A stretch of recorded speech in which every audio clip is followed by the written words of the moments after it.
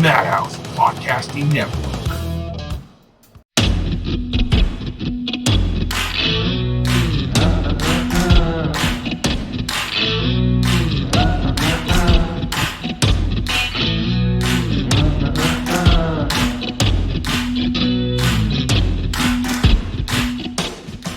What is going on, ladies and gentlemen? Welcome back to the Cinema Dudes podcast, The Reboot.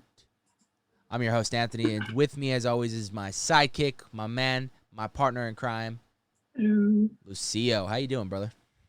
I'm doing good. It's freaking hot out there. Look at that. Look at that sweat, though. That's sexy, man. And then, like, all right. you go on this guy's Instagram, dude, and he's working out, and it looks freaking sexy, bro. Benching like 210 Bro, already. congratulations on that deadlift, by the way. Mm-hmm. It's not my best deadlift. It's on my first time doing it, and I have no way of like work. I don't know really how to do deadlifts in general. So like I've been learning it off like my phone. Pretty easy. And I did it. It's just mostly keeping your back straight and squatting, kind of keeping your arms straight at the same time too. And then I had a friend that talked to me about it because he's very good at deadlifting. So shout out to Mr. Aaron Frame? No. He can do like dumbbells maybe by himself, but I don't know. Right. Yeah, but no, my buddy Mike, he talked about it with me, and so we're gonna do it. I can do it properly, so that way I won't have to fuck up my back, and I want so that way it doesn't have to go dicey. So I feel that, man. Yeah, but I'm proud of myself though. I'm proud of you, dude. I mean, you're working out. You're looking good. You're looking buff. Yes. So right for another project. Yeah. What? Let's get into it, man. I mean, let's go. Let's start critically acclaimed. I mean, we talked about this movie last week. Or my turn. Yeah. I like to hear you start it. Tell me about the Tax Collector, bro. What'd you think? All right, Tax Collector. So what I got out of this, to give you a little synopsis about it, it's a David Ayer film, written by David Ayer, directed by David Ayer, and it's about a quote unquote tax collector working for a local crime lord finds his family's safety compromised when the rival of his boss shows up in LA and appends the business.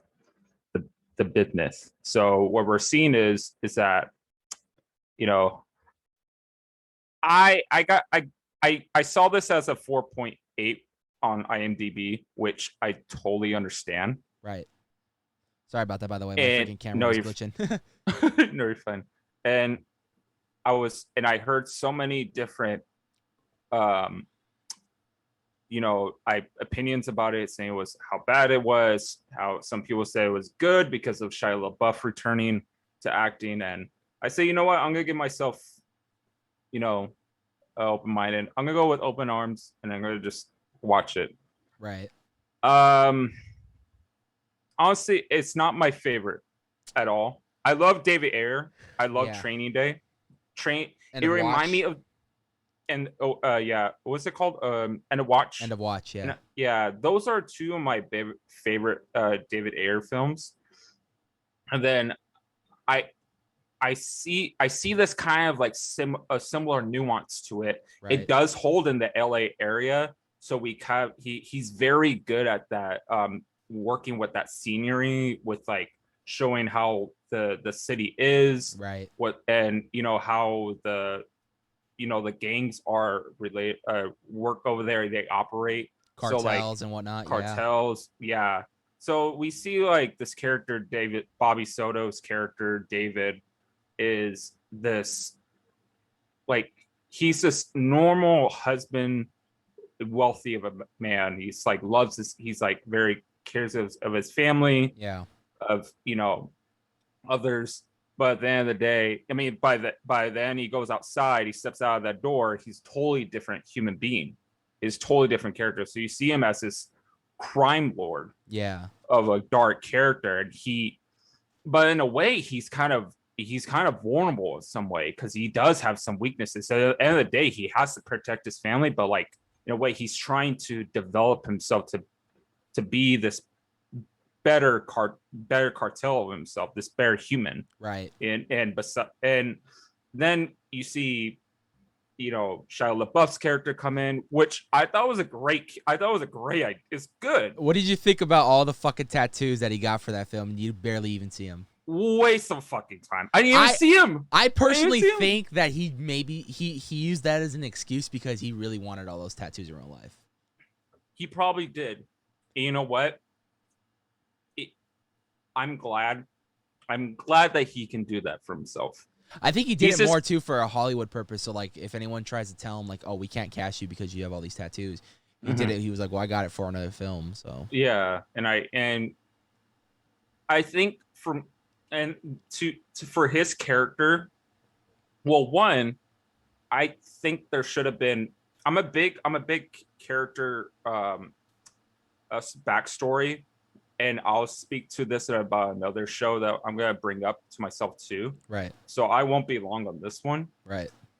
Because you see Creeper, but like, right. Well, what is he? He talks about about all of his life. He talks about all the women that he slept with. He talks about how he raised himself, as a child and where he lives in his own life.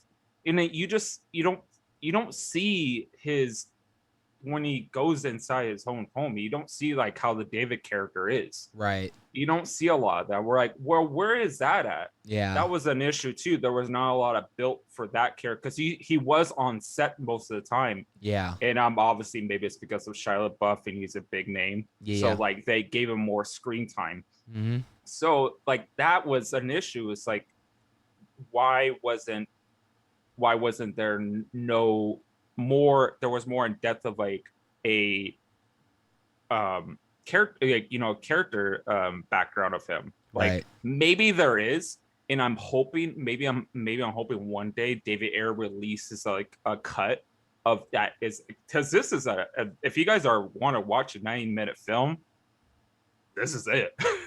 Yeah. This is an hour and 35-minute film. Go watch it. It won't, I mean, it feels like 2 hours, but it's really an hour 35. Right.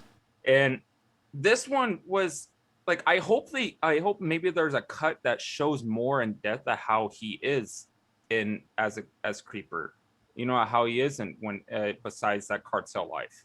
And then you see these other characters too, like now like going towards the one other one was George Lopez's character, which I thought was a great character, which was Uncle Luis. Right. And that was like, I love George Lopez. I'm a big fan.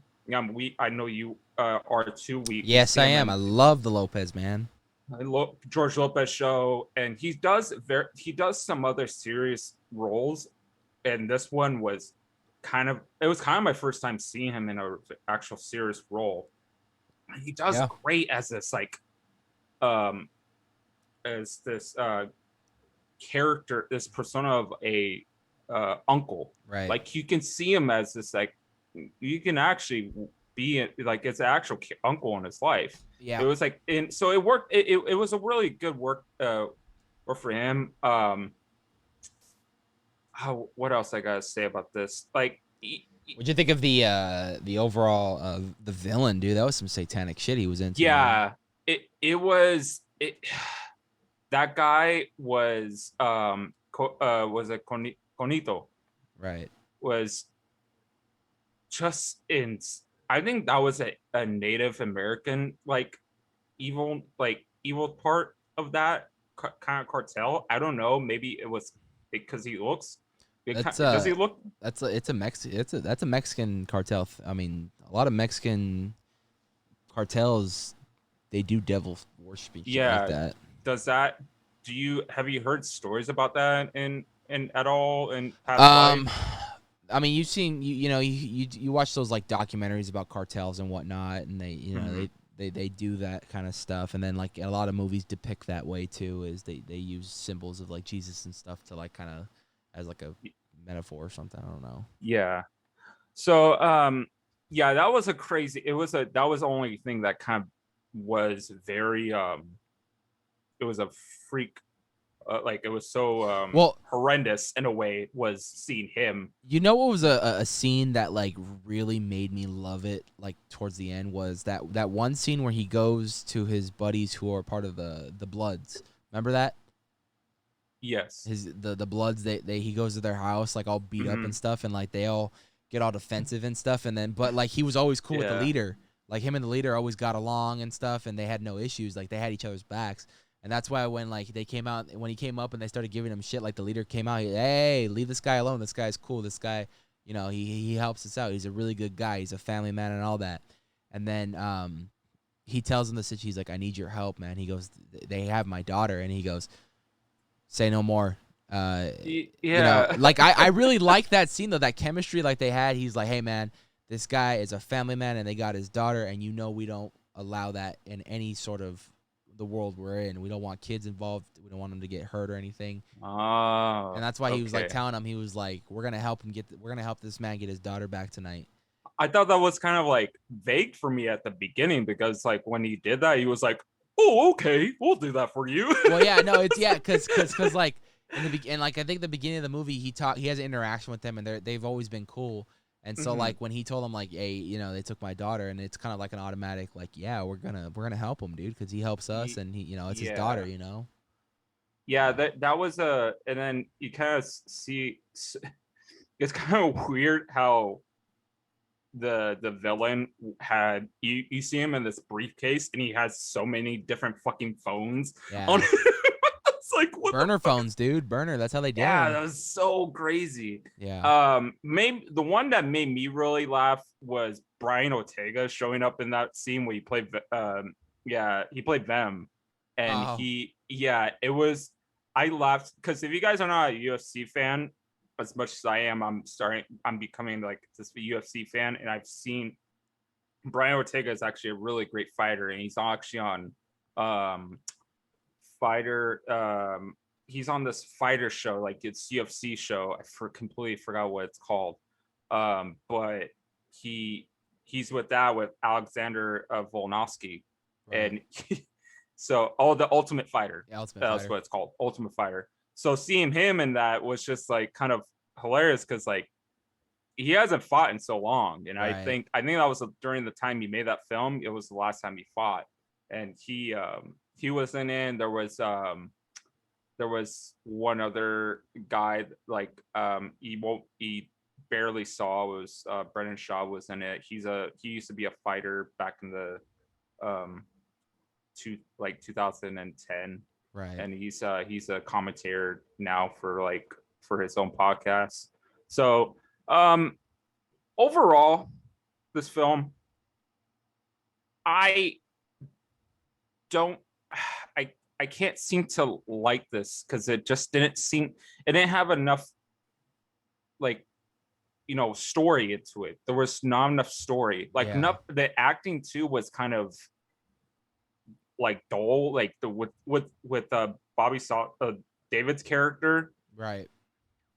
I would expect him, because he treats his uncle very highly in this one, Yeah. which is played by George Lopez, and he gets him, he loves him in some way. He will do anything for him. Yeah. But like when he sees him, spoiler alert, when he sees his uncle in an ice bucket with his head cut off, his face is so just doesn't seem, I don't see no good reaction to that. That just, it was such a bad reaction. I'm like, can you at least like fucking cry a little bit? Right. Like I don't know if that was just something like him out of a psych, being psycho about it. It's like how he sees this, he's so used to this kind of war. Yeah. He's so used to kind of this seeing people getting killed, so him seeing that is so natural to him, and so maybe that was it.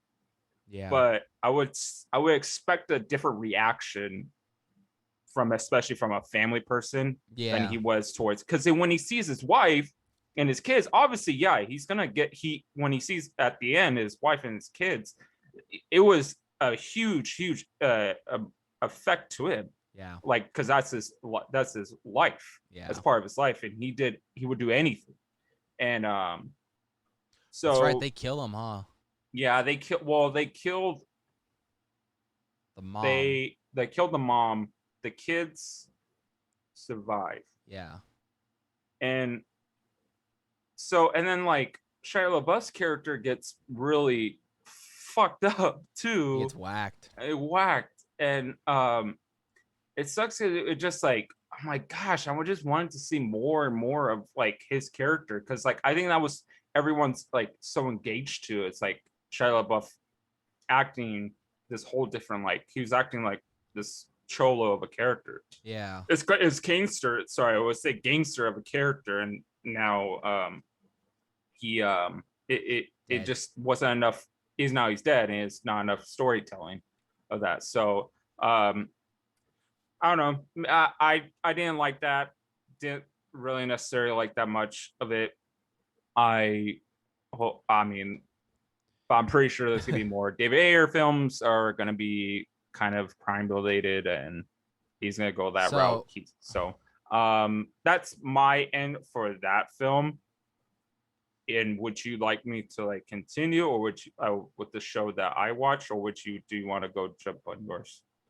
Well, I was gonna break into some news because I found quite a lot of interesting movie news this week. Yes, let's go talk about that. I think we're gonna have to start a new segment here on the channel, on the podcast, where we on a weekly basis just have to shit on Fast and Furious. Now, this week we're gonna shit on Fast and Furious, and we have So- like a car driving by. So, Shit on it. just when you thought the franchise was coming to an end, they just came out and said Fast and Furious 10 is going to be a 2-part film. So instead of 10 films, now will be a total of 11. Even though part 10 will be one long movie, it's still 2 films. You have to read the book in order to do it. You haven't read the book? Yeah. There's a meme about this whole thing about books versus like movies, and and then they say like, well, I saw the movie's great, but have you read the book? So, It's so stupid. I don't know why this is happening.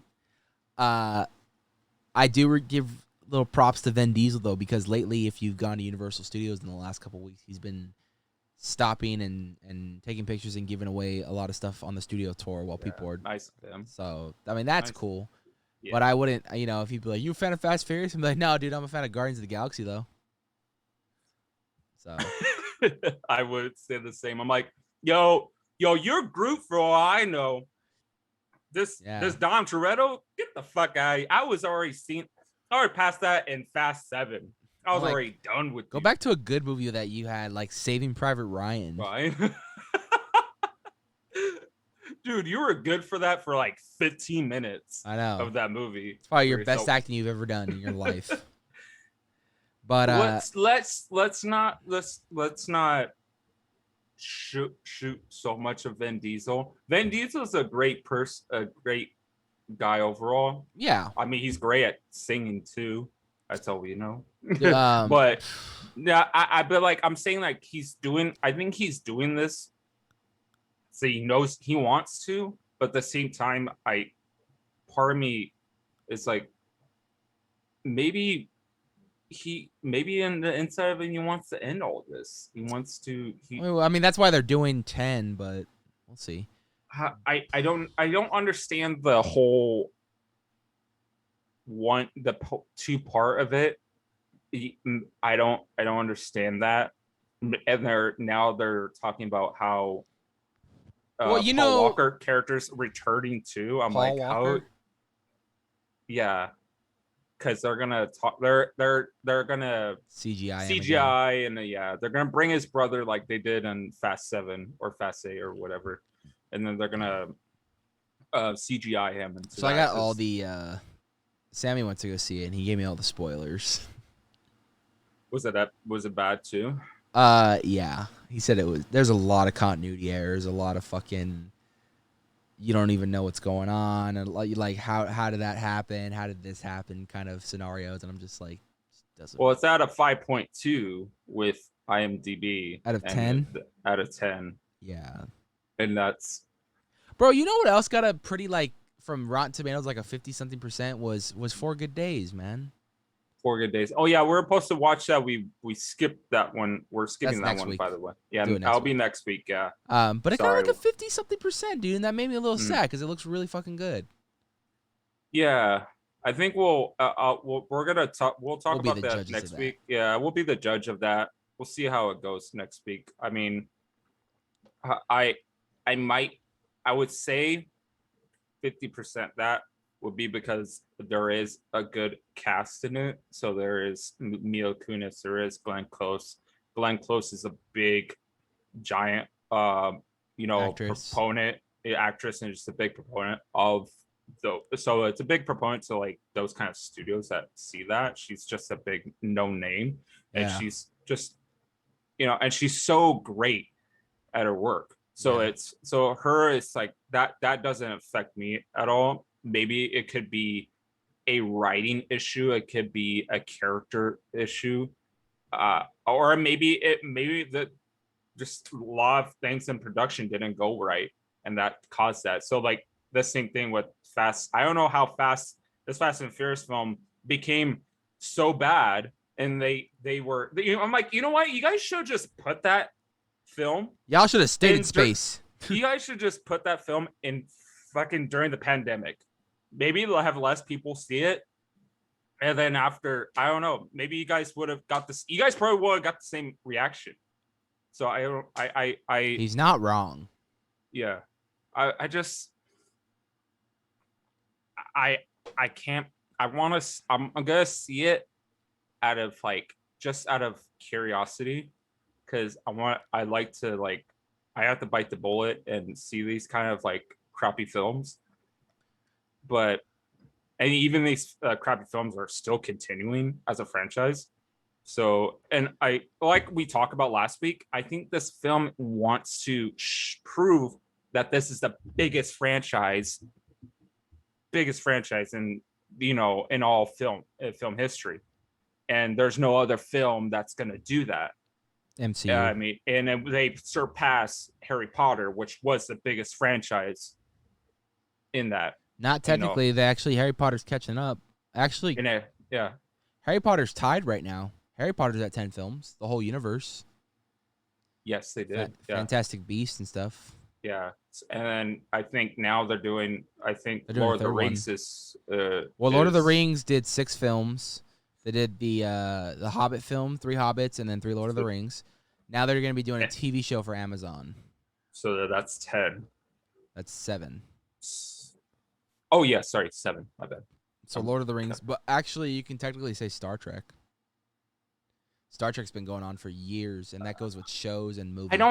I don't count that as a franchise though, because that one's totally different universe. Like two different storylines. Like they don't connect well. They're not connected together. What do you mean? Yeah, well, okay, obviously like the original Star Trek and then you skip to Next Generation, which is like hundreds of years in the future, but still it's all in the same. It's every Star Trek, it connects in some way or form. They're just different points in time. Okay. All right. Yeah. Okay. Maybe same thing with Star Wars. I'll be wrong about that. Star Wars is another. Everything connects in Star Wars. Again, it's just different points of time. Yeah. But yeah, everything in Star Trek, because everything Star Trek, from the movies to the TV shows, everything connects. So everything. But like I said, they're just every show. Every adaptation of Star Trek, it's all in the same world. It's just in different timelines. Now, the only ones that really didn't connect and kind of did its own universe, but they still found a way to connect them with Spock, which was J.J. Abrams' Star Trek movies. Because they were essentially supposed to be reboots of the old characters. And then, like, they I think in the second or third movie, they brought in the original guy who played Spock, and he's supposed to be from that universe. So they kind of pretty much tied it into that world, so... How about the TV shows? Was the TV shows connected with that too? Yeah, the TV, everything connects with the original with the The J.J. new Abrams. show, there's a new Star Trek show Yeah, now. there's like 3 of them now right now. 3 of on them now, CBS or Paramount Plus. yeah, are they tied to the storyline too? Yeah, the new ones are too, because Picard is picking up from what Next Generation did, which was hundreds of years in the future. Now it's just a couple more years in the future. Discovery is a prequel, so it actually takes place before the original Star Trek. And then they're doing another spinoff off, I think, of Discovery, which is going to stay continuity to that. But yeah, everything, it all ties in. Okay. Yeah. You know what? Honestly, I didn't get to watch the whole Star Trek universe. There's so much Star Trek. The only talking shit about it. I don't watch Star Trek at all. I don't even like it. The only reason I know so much about it is because my dad's a big Star Trek fan. So like I learn a lot from him just by talking with him about it. And you know, I've seen everything that they have to offer. So that's why I know so much about it, even though I hate it. But yeah, I mean, I wasn't a big fan of it. I love the J.J. Abrams films that he did. Yeah. Those were my favorite because I love Zachary Quinto Zachary Quino. Zachary Quino was in those films as Spock, so those were my favorite. And then the old Spock made an appearance too. The original Spock made an appearance, so that was my favorite part too. Seeing that, so I didn't get to watch the whole series, so I'm probably So it's kind of vague to me. I think we have them all on Vudu too. So Vudu, okay, or at least all the Abrams ones. Got you.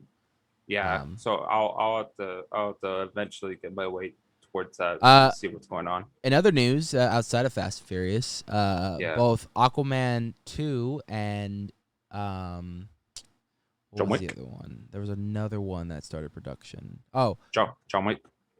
Oh, John Wick 4, that was another one, but there was another one that started production recently too, and I'm forgetting about it now. I think Black Panther started production as well. Black Panther. Oh, 2. really? Yes. Wow. All 3 of those started production in the last week, man. Aquaman 2, obviously the big controversy over that is the fact that they're bringing back Amber Heard after all the Johnny Depp allegations, which he was proven innocent.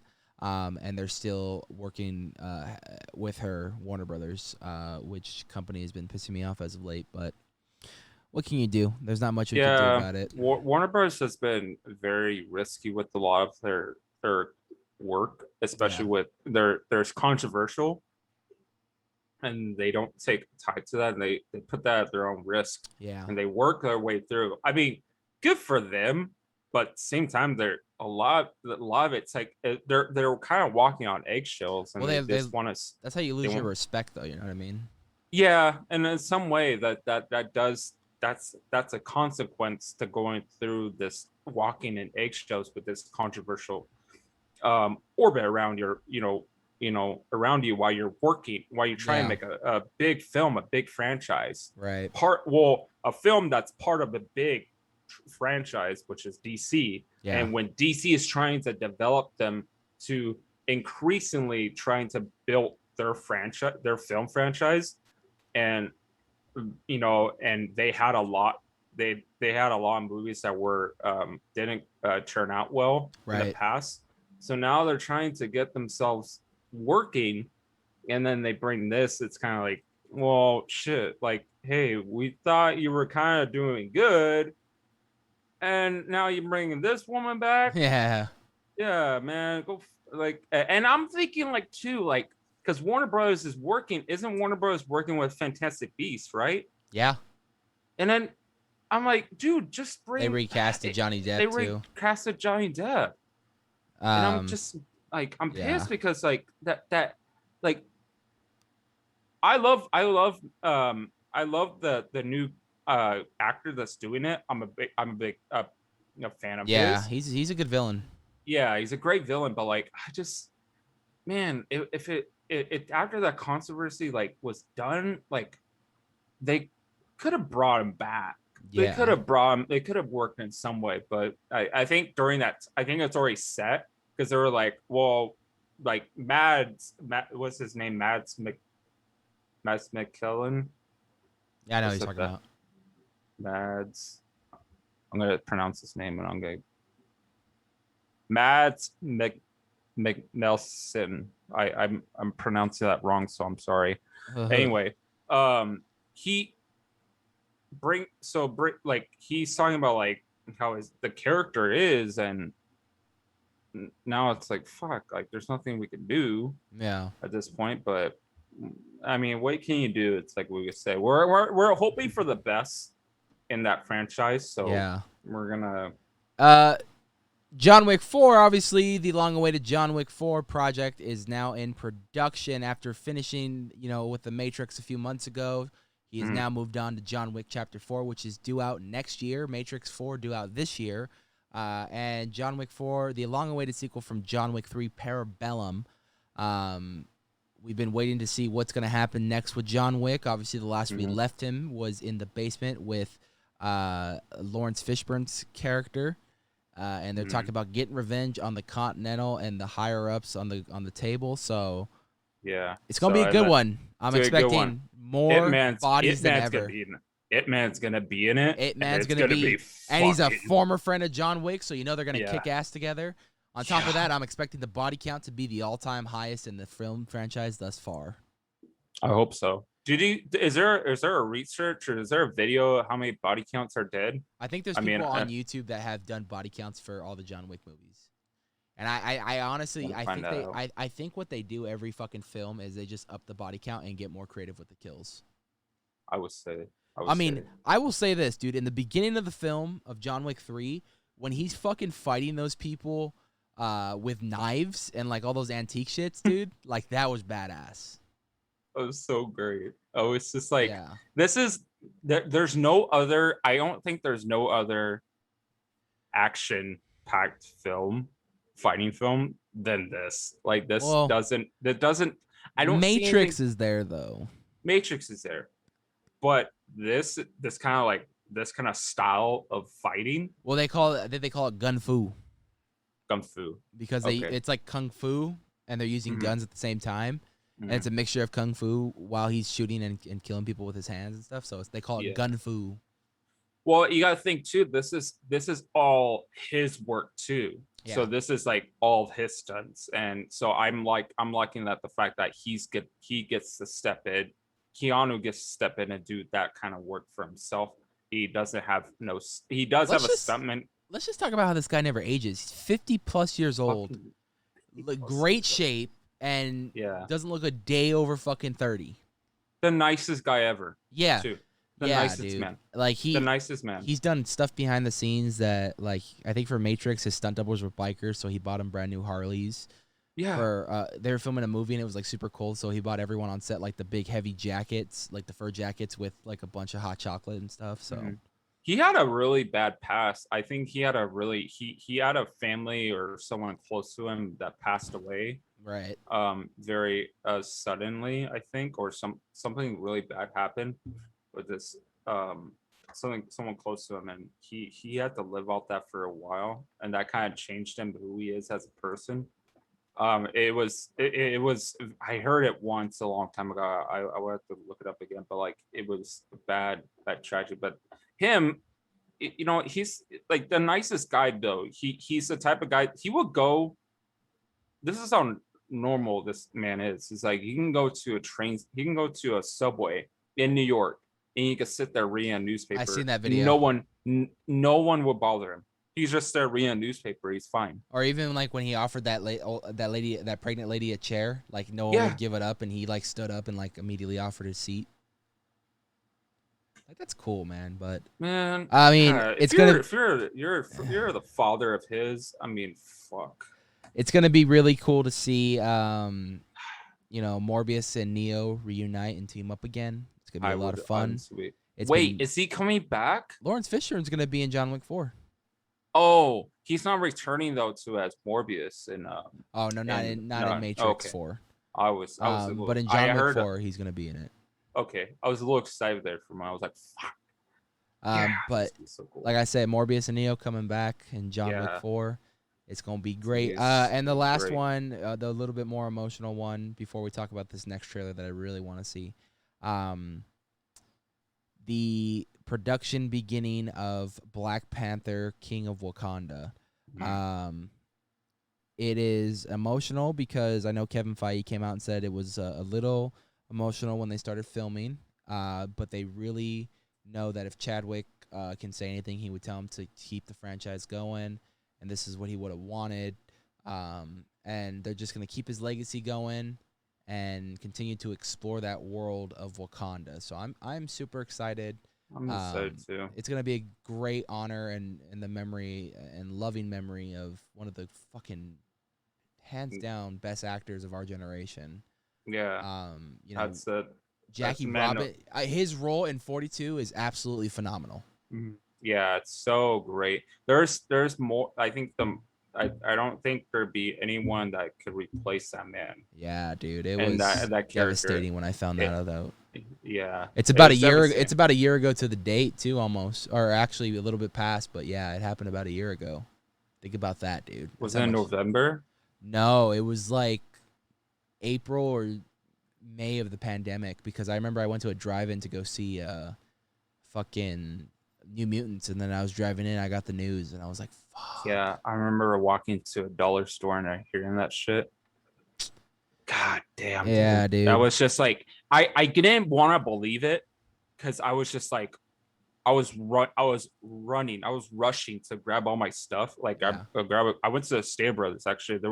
And I was walking past the dollar store and I was like, no, that's not true at all. It's like got a glimpse of it. And I was like, and then I went home and I sat and I read all that. And I'm like, yeah, it just was colon cancer, man. It's just colon cancer. And then the fact that I heard more and more stories about like how he was made fun of for the way his appearance is. And I'm like, dude, the man, and then they realized the man had cancer, and now the viewers is like, you know what? It makes a lot of sense now, because like when we first saw him in Civil War, or even before, like at the press conference when they first announced he was going to be Black Panther, you know, and then you start seeing him as the movies progress and the more stuff he comes out in. The last one we saw him in was, of course, Endgame. You can see him losing more and more weight as we get closer and closer to that. You know what I mean? And his last Marvel role will be What If, the new animated series that is coming out this summer. It's about a bunch of what if storylines. So like his storyline that he did the voice work for is going to be what if Yondu picked up King T'Challa instead of Peter Quill and took him and raised him to be a thief and all that. So he's going to be picked up by Yondu instead of Peter Quill, and he's going to become a Ravager and all that. So it's going to be a cool one, but it's going to be a little emotional because that's, you know, in the last time we seen Chadwick do something with Marvel is going to be What If. So it's going to be a very emotional and a very loving episode, and I'm excited for that show in general, dude. I love What If. So we'll be talking about that on the podcast, but I want to talk a little bit about something that really excited me this week. A trailer that I've been waiting for, and it just dropped yesterday. As of this recording, we're recording on July 1st, 2021. So it just dropped yesterday, and that is The Many Saints of Newark, the Sopranos story. I have been following this movie for years now. I had heard that they were going to be doing this with who's the guy that plays Tony Soprano? I feel James Gandolfini's son. That was going to be playing a younger version of Tony Soprano. And I cannot wait to see this fucking film this fall. I'm hearing Thanksgiving weekend is when it's going to come out, so it'll drop in theaters and on HBO Max. So it'll be a great film if you guys are Sopranos fans to watch on Thanksgiving. I am looking forward to this. I think his son does an amazing job, looks just like him, and I cannot wait to see what they bring to life and how they expand the Sopranos story as to how he became who he is today as a mobster and stuff. So. They prepared him for that role. They gave him as much when he had no experience in acting. I don't. Well, think. And I was talking to my friends about that too. I bet he rewatched The Sopranos so many times to study his dad, movements and stuff. Yeah. But I mean, the tragic story behind that too is like that was the son that was with his dad when he had the heart attack, and they were on vacation, so he pretty much watched his dad pass away, which is sad because James Gandolfini. He may have played an evil, scary person on TV, but from what I heard and what I've seen, he was the most nicest person you can meet. He was a really shy guy, but he was one of the most sweetest and nicest people you can ever meet. And Yeah, you know, he played one of the main girls was in The Sopranos. Forgot if Vera keep on. Farmiga, Yes, dude, and yeah, she's playing the mom. yeah, she didn't was so uncomfortable with that playing that role at first. I think she was like uncomfortable because it was like kind of a big role for her. Well, And yeah, then because I he think came by to her trailer. yeah. James came over by her trailer and said like just made her talk to her, and she's like, well, yeah, he seemed like he was like a father figure to me. And yeah, Jamie Lynn Singer. Yeah, it Dude, was it's a great the, one. the part that gave me the most goosebumps is at the end of the trailer when they reveal the logo. It says the Many Saints of Newark. They're playing the Sopranos theme song. Oh, Woke up this morning and I immediately got goosebumps and lost my shit. Like I was like, the only way they can end this trailer is if they fucking play the song. And they yeah. played this song, and I was like, it's one of my favorite TV theme songs of all time. And I really think this was one of the shows that put HBO on the map, because this was like late 90s, early 2000s when this show was around. And it went on for about 6 seasons, but season 6 was a part 2. It was a 2-part season. So it went on for a while, and it did a really good job, had amazing ratings, and it's one of the most beloved shows on HBO to this day. And the fact that the creator of The Sopranos is coming back, had come back and directed and wrote and produced this film, meaning that it's going to be really true to the story of The Sopranos and keep it as authentic and canon as they can, because he's the one who created it, and he always knows the vision as to how he wants to expand it from the prequel or something afterwards. Is this a show or is this it's gonna be a movie. Yeah, movie, okay. it's gonna be a movie. It's gonna be on. It just says it's coming out this fall, but I'm predicting around Thanksgiving time. Okay. So it's gonna be, like I said, in theaters, and it will be on HBO Max as well. So you get to watch it the day it drops on HBO Max. So for all you people who are still a little skeptical about the theater, go check it out on HBO Max. I, for one, really want to see this one in theaters, because I believe The Sopranos always deserve to be on big screen. So to see a Sopranos story, it's gonna be awesome. Now that was only a show, and then they did this movie. I don't think they did anything else regarding. No, this movie's been in the talks for some time though. Like early on, like back in like the early 2010s. I remember like reading about like how he wanted to do a prequel movie, and how he was trying to get try to get HBO on board with it, and he was trying to get Warner Brothers on board with it and stuff. So finally in like 2018, 2017, they finally got the approval to do it. So they started pre-production, and then they started production. And then the first time we got a glimpse of it was when HBO Max dropped. It was last year, actually. When they dropped the trailer for all the coming movies. Right? Yeah, remember that? And then we got a little like second, logo. 2-second, the logo, and then we got a little clip of the his son as playing Tony Soprano. And then this was the first trailer we ever got of it. So I'm excited, dude. I cannot wait. I'm excited too. That show's been on my mind to watch for so long. So now it gives you an excuse to watch it. Leading up to that. I'm actually I have never seen, like, I've seen episodes here and there, but I've never watched the show completely. So I'm currently watching through it. I think I'm on episode 5 right now of this first season. But it's a great show. I mean, especially if you love mobster stories, this is about the Italian mob, a crew within the mob, which is Tony Soprano's crew, and then he goes under his uncle, who is one of the, 5 families or made man or whatever. And it's a fucking fantastic show, dude. If you like movies like, Casino, Goodfellas, all that stuff, like, they really fucking, it's basically this, dude. It's fucking amazing.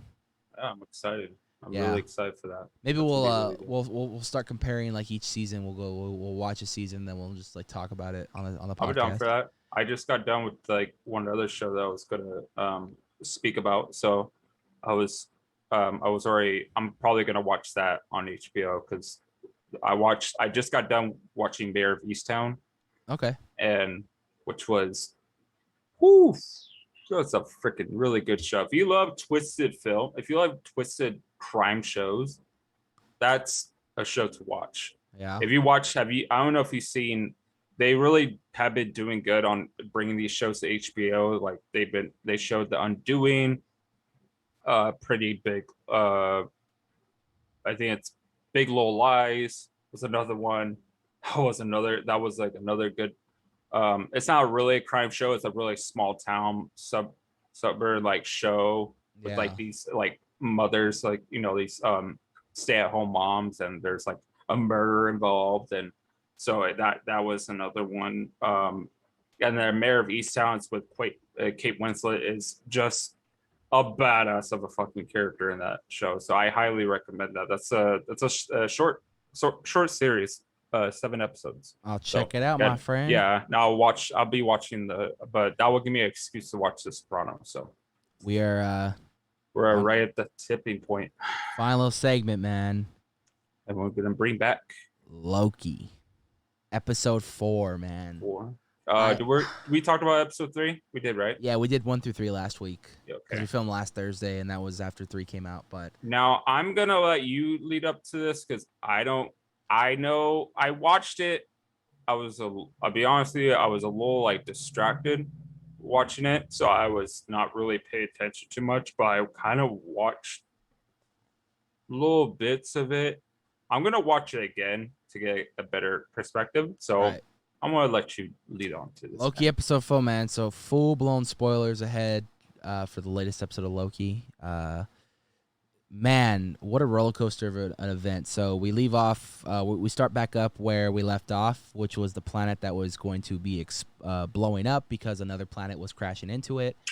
And they think they're kind of like on the edge of dying, and then they get saved by the TVA. And that's when we start uncovering a bunch of things from Loki and from Lady Loki as well.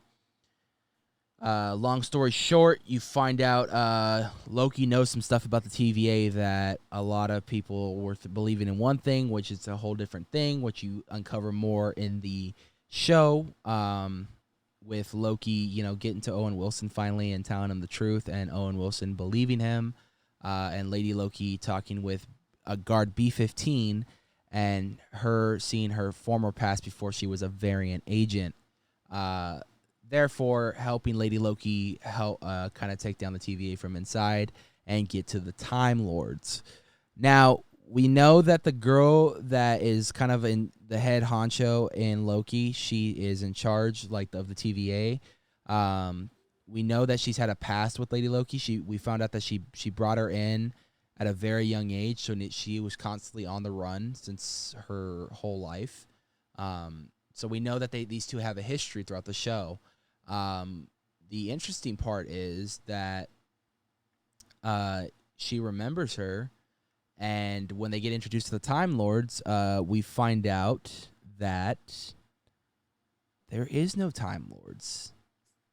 They're all robots. Robots. Which is bringing up a good theory right now that I'm hearing around the internet. Well, for one, it did suck to see Owen Wilson get evaporated. Yeah. That pissed me off. Fuck you, Marvel, for doing that. I hope he's still alive, and if he is still alive, then I redact that fuck you. But if he's not, then that fuck you stays in the pile. Yeah. I'll go throw my fuck you in there too because I thought he was a great freaking He was, character. dude. He's a great character, and I'm not really like a big fan of his, but he really did a good job in this show, dude. Yeah, I just love seeing him. I just haven't seen him a great in a show, and I mean in any movie in a long time. So, Yeah. so just nice to see that. So we find out that the time variants are not real, and that really ticks Loki and Lady Loki off. And right as Loki's about to tell Lady Loki how he really feels about her, he gets zapped too. And that gave me a legit heart attack watching. It really did. That. It really did. And Lady Loki's kind of like, what the hell's happening? And then she gets the girl who caught her and brought her back and tells her, you need to tell me everything right now, like the truth, what's going on, which I'll get to my theory after what I explain. So that ends there, and that's how that episode ends. But then we get a post-credit scene. Yes. I had heard about this, and so but I'm the type that stays no matter what. Out of every episode, I stay after the credits because you never know with Marvel. They could sneak something in. They finally did. Yeah, they gave us a post-credit scene of Loki waking up, and he says the words, "Am I in hell?" If you guys are familiar with Norse mythology, they do have an adaptation of hell. It's just not the same one as us. It's spelled Hel, and that's their pretty much underworld in the Norse mythology world. And he gets up and he sees four other people and a alligator that are pretty much alternate timeline versions of Loki. What does that mean? What does that mean that's leading up to? The multiverse. We do find out that this is a world. I actually paused that scene to get a good look at everyone's costume, because if you guys paid attention to the guy to the old man in the right, that is the actual costume Loki rocked in the very beginning of the comic series when they first introduced the character to Marvel Comics. So I love it when they fucking do that to throw back to the original costumes. They did that in WandaVision with her original costume and Vision, what he used to look like in the comics. And I am absolutely a fan when they do shit like that. We had a Thor who was carrying, or not Thor, Loki that was carrying a hammer. We had a child Loki, and we had the crocodile Loki, which have all been appearances in the comics from behind. Most notably, though, and this is when I paused that screenshot to look at it. If you pay attention to that background that's on that screen where it shows all the Lokis, if you look off to the right, you can see a rundown, destroyed Avengers Tower, which leads me to believe that they're actually in New York. But why would they be in New York in a post-apocalyptic time? Well, I hope we find that out next week, because it seems like Loki is still alive. It seems like other versions of Loki are still alive, and they've been sticking together. And it seems like we're finally going to get some answers about the TVA. Now, here comes in the theory. Everyone right now is talking about Ant-Man and the Wasp, Quantum Mania, which is the next Ant-Man and Wasp film that was supposed to come out. And the villain that's going to be in that film is Kang the Conqueror. Kang the Conqueror is a being from the 31st century, and also the girlfriend of the girl who currently runs the TVA in the comics. So my theory is the TVA is a front for something bigger that we're expecting with the multiverse, and they're trying to keep it intact for Kang the Conqueror. Kang the Conqueror is secretly running the TVA through his girlfriend, and is secretly the mastermind behind it all.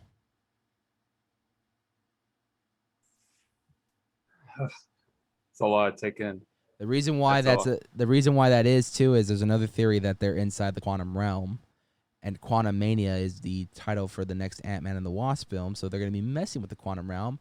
Also, the hints that they said they are inside the quantum realm, because they say time runs a little differently at the TVA, and time runs a lot differently in the quantum realm. 5 hours to Scott Lang was 5 years in the real world. Just think about that. Oh, a lot. I mean, I love. I'm excited. I'm Let's excited. I'm excited for the show now. It makes sense to me now, because Yeah. I didn't know a very majority of it. I was like, this is not. It doesn't seem to be right in my book.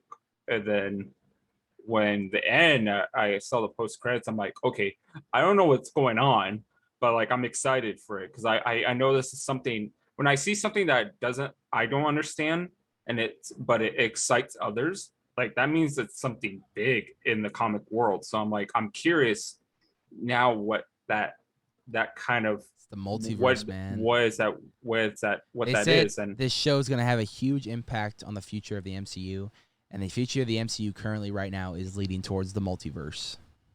yeah, and I'm excited for that, because we can see of theirs of different maybe characters coming back, maybe Yes. maybe not, I don't know. I'm excited for that. We got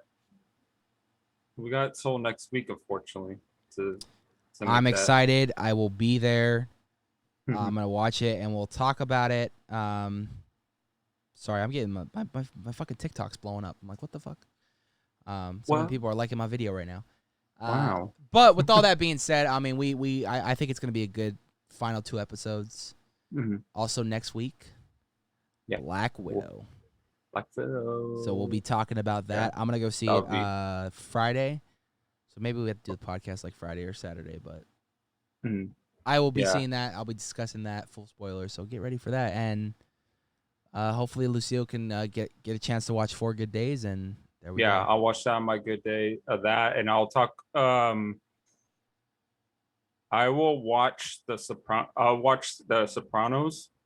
You're on episode 5. Yeah, I'll catch up. you got a week. I got a week. I can do it.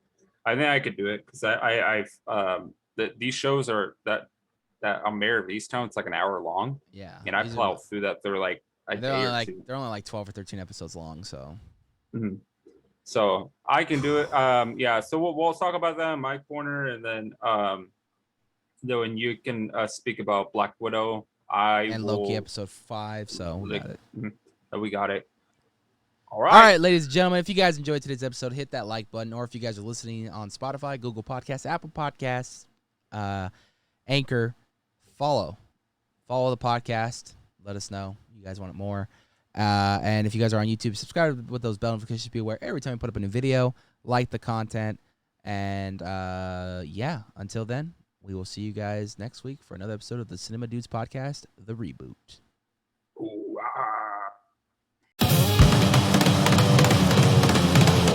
Madhouse Podcasting Network.